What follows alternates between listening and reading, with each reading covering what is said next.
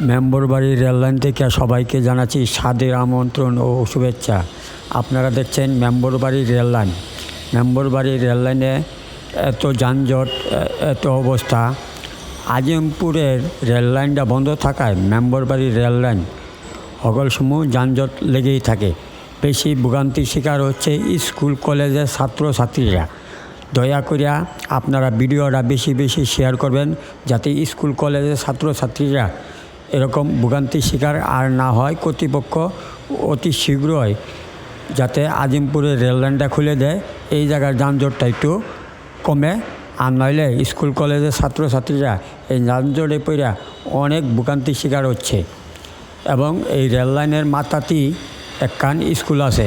এই ছাত্রছাত্রীরা কোন গাড়ির মধ্যে পড়ে দুর্ঘটনা ঘটে, এটার জায়জব কে দেবে?